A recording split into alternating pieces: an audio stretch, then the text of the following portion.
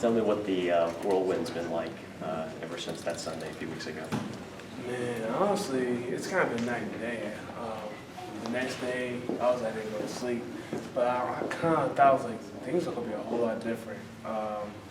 So I thought to myself, like, what can I do just to take advantage of all this? So, of course, I got to do anything that in my heart that's good for my community. And I mean, with this has been a year-round thing, starting from the beginning of the year to just make a difference in my community. And just to see all this, it's amazing. Your name on it. I mean, this is, when you see that, I mean, I guess you kind of you touched on it a little bit right there, but kind of expand upon that and tell me about what it was like growing up here and now to get back. I mean, shoot. Honestly, no, I didn't live that far from here. I want to say it was like maybe 15, 20 minutes from here. Just seeing going around my old city, using all these memories. Just me and my friends hanging out, or me going to school, hanging out with my brothers and sisters.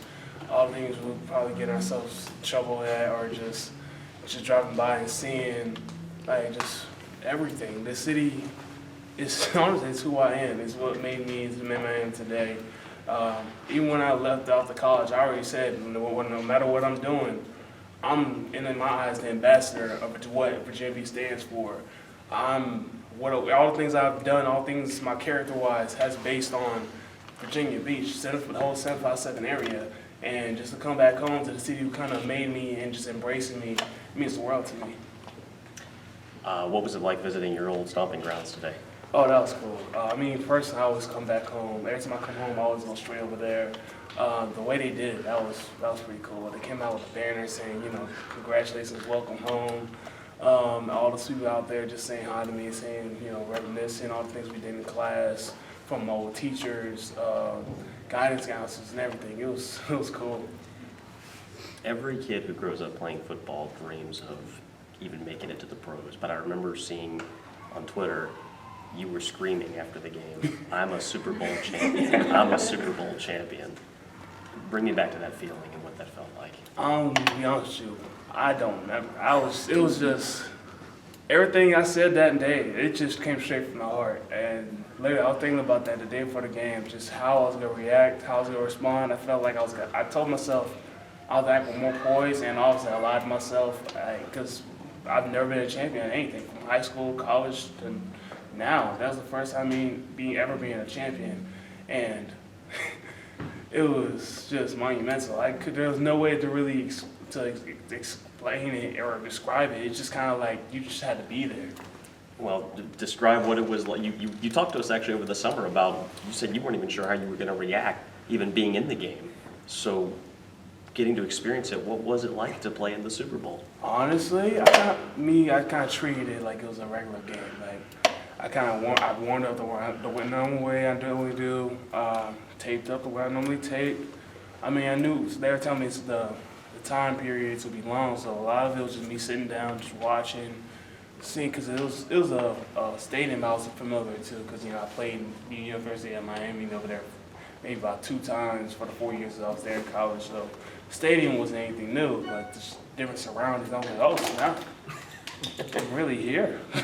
I'm like, I'm used to this field, but everything else is crazy. I'm like, it's cool.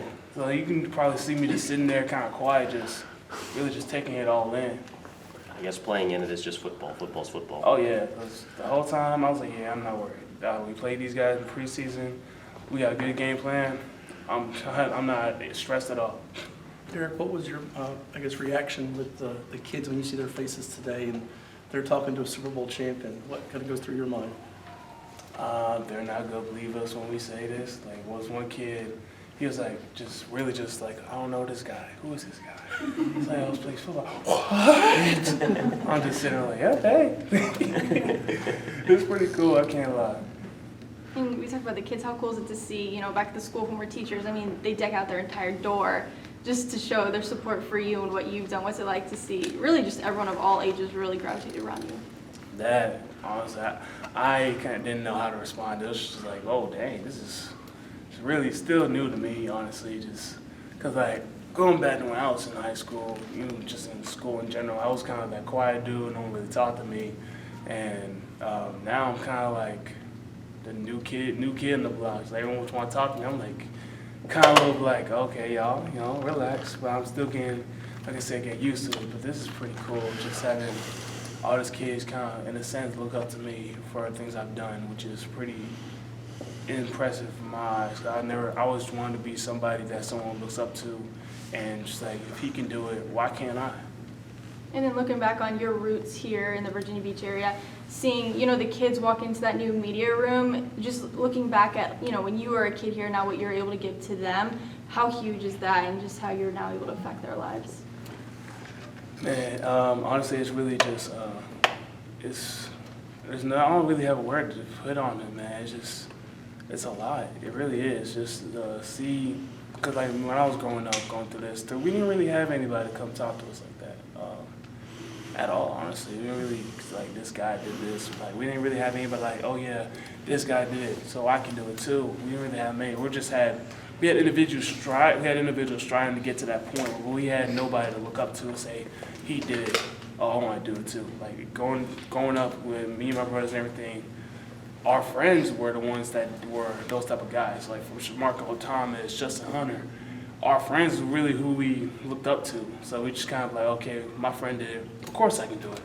And we never really had, just to put it in a word, an old head, like, hey, back in my day, we did it like this, so there's no problem that you guys did. We kind of had to, in a way, we had to kind of be the old heads, like, we got to make a stand. We got to make it that somebody could look up to us, showing that we put in the work to get to this level, so you can too.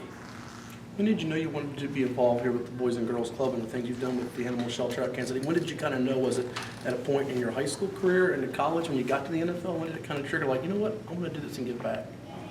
I want to say high school, because for the type of individuals I had around me, like for my old head coach, Coach Scott, he always instilled, being a good person, treating people the way you want to be treated, just giving out to your community, and that carried me through college.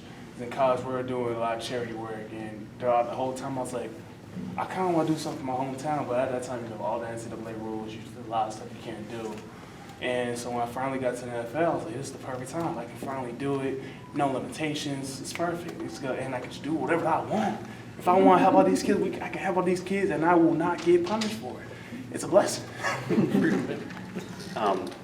The update on your foot, what was the injury there? Oh no, this is from I want to say 4 years ago when I was in college, my junior year. I had a high ankle sprain on it, and then I've been playing on it for about 4 years now. And when the season was over, I just wanted to get checked up on, and little nooks and crannies in there, and I just wanted to get cleaned up, and I'll be good about it. How cool was it to say I got the first tackle for loss in the Super Bowl? That's cool. That's cool. When that happened, I don't know, man. Like, a lot of times I'll catch myself just acting just straight off, like, out of our experience. So that first play, I was at, I want to say 50, just trying to be calm and cool and collected like I normally am. I made that tackle. I was like, I was like, man, I got this win. We gonna win, and no one could tell me. And after that, I'm like, I was gone. Looking at the game, 6.5 minutes left. You guys down 10, but you guys were known all throughout the playoffs as for comebacks. Was there any point on that sideline at what point did you say, okay, we got this? Before we got to Miami.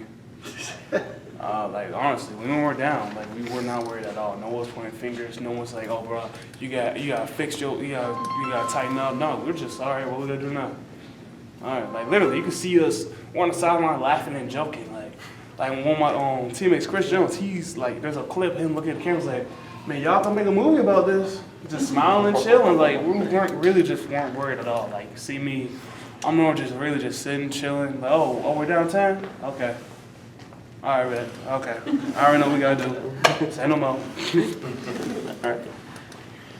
I think I'm good. All right.